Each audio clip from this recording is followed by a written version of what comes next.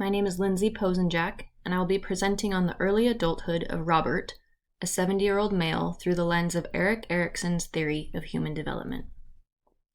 In the 1950s, Erik Erikson developed a theory of human development, dividing the lifespan into 6 stages, beginning at infancy, progressing through childhood, adolescence, early adulthood, young adulthood, and adulthood.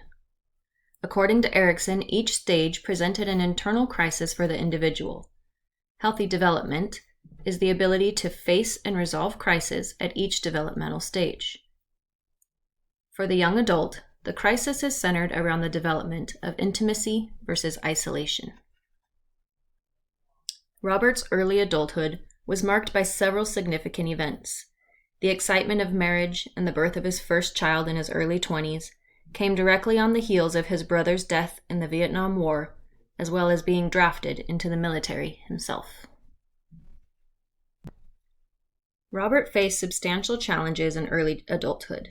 His older brother Frank died in a military training accident just days before he was supposed to come home. According to an article titled "A Sibling Death in the Family, Common and Consequential," the death of a sibling in childhood greatly impacts many areas of the surviving sibling's life as they transition into adulthood. For example, the struggle of the individual to process their own grief can cause depression or a crisis of faith.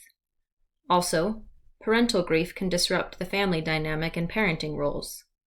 Additionally, research presented in the article showed that the death of a sibling is clearly related to fewer years of school attended for the surviving siblings. The death of Robert's brother brought about struggles just as the research suggested. He recalls the time after his brother left for Vietnam as a very dark time for his mother. She had a sense that when Frank left, he would not return. As a result, she became very depressed and withdrawn and essentially stopped parenting Robert, who was a senior in high school at the time. This led to Robert's subsequent binge drinking and smoking during that time. He did finish high school and move on to college, but he only completed 1 year of college before returning home to work. Shortly after returning home from school, Robert was drafted to Vietnam as well. Since his brother's death had not been in combat, both Robert and his brother Ed were drafted after the death of their brother Frank. Thankfully, Robert's military service did not require combat exposure, but research shows that that doesn't necessarily lessen the negative impact of war. In a study done by Aldwin, Lee, and Kang, studying the various types of war stressors on veterans, findings showed that subjective war stressors, such as perceived threat and moral injury, that is, being in a situation that requires you to participate in or witness things that go against your moral standards, have a stronger relationship with PTSD, depression, and anxiety than combat exposure. However, during the season of substantial struggle and trauma, Robert met and married Lori. Despite the challenges in his early adult years, he was able to establish intimacy within that relationship and recently celebrated his 47th wedding anniversary. Robert's success in establishing intimacy in young adulthood despite significant challenges is rooted in resilience. Matiha Svetina wrote a fascinating article on the subject of resilience as it relates to Erikson's theory of human development. Svetina asserts that although the crisis Erikson refers to is internal and normative, rather than external and traumatic, successfully progressing through these crises within each of Erikson's life stages creates a resilience in the individual that helps them cope with the external traumatic events. Svetina's findings show strong relationships between the individual's tendencies to cope with normative, internally driven, and non-normative, externally driven crises. It's almost as if finding resolution within the normative crises in life is practice for coping with larger stressors. This holds true when looking at Robert's success in early adulthood despite significant negative life experiences.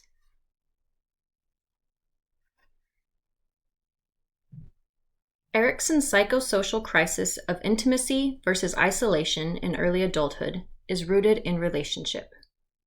Research supports the idea that healthy relationships early in life are a strong predictor for relationships later in life. This is likely the key to Robert's success in establishing intimacy in early adulthood, despite significant challenges. Robert is a very relational individual. Much of our interview focused on memories that he shared with his family and friends. Hunting with his dad, playing with kids down the street, taking a special road trip with one of his brothers. Robert always valued and invested in relationships. He maintains relationships at the age of 70 that began in elementary school, still going on motorcycle trips and taking phone calls from friends that he met on the playground more than 60 years ago.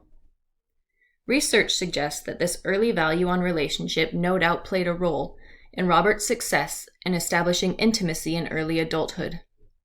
In the 1950s, psychologist Sullivan suggested that emotional intimacy with others is one of the most prominent needs of the healthy development of individuals, and that true emotional intimacy begins during pre-adolescence with same-sex friendships. Additionally, Bowden asserts that intimate relationships can provide a buffer against stress and depression and can be an important component in a relationship stability. Biopsychosocial factors of Robert's early adulthood included the Vietnam conflict, racial tensions, and the struggle to understand how church and faith fit into all of it. Robert was born into a Christian home on the heels of World War II. He recalls a strong sense of patriotism in his childhood and a sense of pride in being American. But by the time he was a teenager, the same government that made him so proud was sending him into a war he didn't agree with and that took his brother's life. As a result, patriotism is an idea that Robert says he struggles with to this day. In another aspect of Robert's life, the racial climate of the 1960s and 70s was heating up. He recalls listening to the news with his parents and hearing about the mistreatment of Black community. He vividly remembers having strong desire to help, but not knowing what to do because of his age. On the flip side of that, when he attended church, he heard racism from the pulpit of the legalistic church that his family attended. This caused Robert to step back and analyze faith and church. The faith that he ultimately developed left behind legalism and embraced grace and community. This follows in line with Fowler's theory of faith development, which says that young adults should be thinking critically about their own beliefs.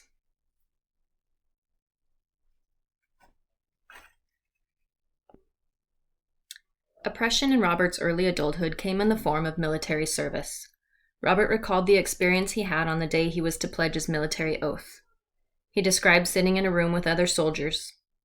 He remembered the oath and the internal feelings of, "This is not what I believe," and the idea that his family had already given enough. His dad served in World War II and as a result missed the first 2 years of his daughter's life. His brother had served and died in Vietnam, and his older brother was overseas already. Robert recalls sitting there and feeling overwhelmed, wanting to reject the pledge. He said, "I knew that if I chose to refuse the oath, I would just be waiting for the FBI."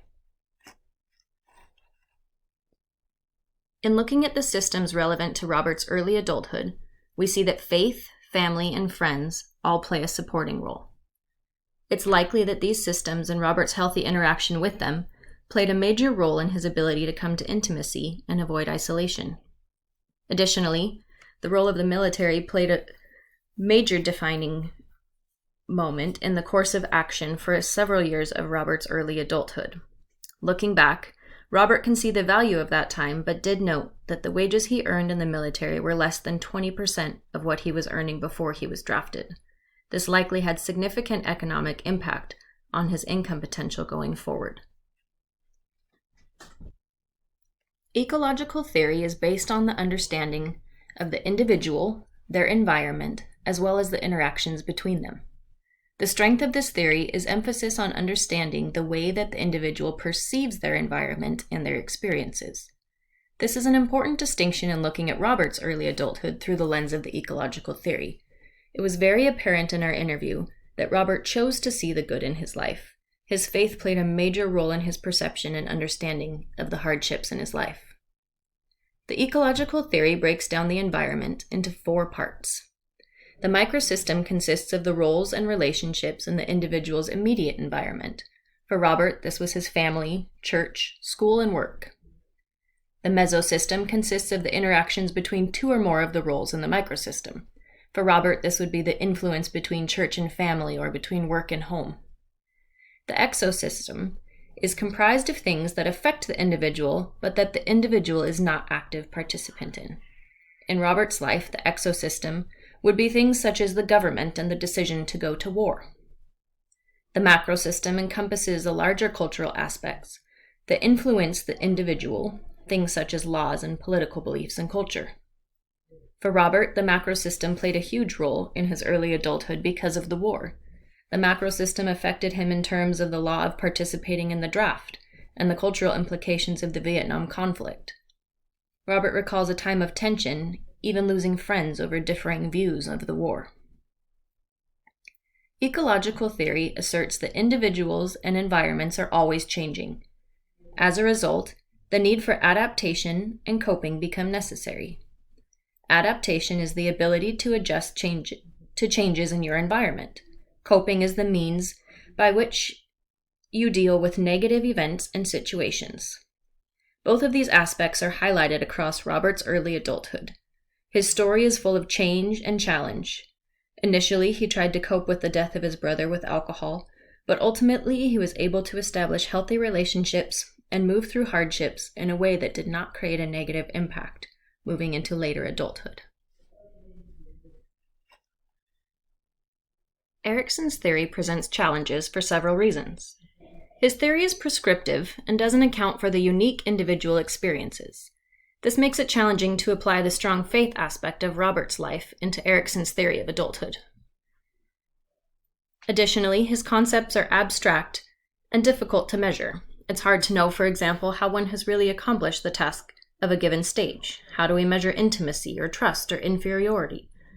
While we can assume that much of Robert's success in early adulthood was due to healthy development early on, there is no real measure of healthy progression through Erikson's stages. However, even with these challenges, Erikson's theory, as Rogers states, highlights the resilient nature of people and the capabilities they have to adapt to their social environment. And in that way, it gave an in-depth understanding of Robert's journey through early adulthood.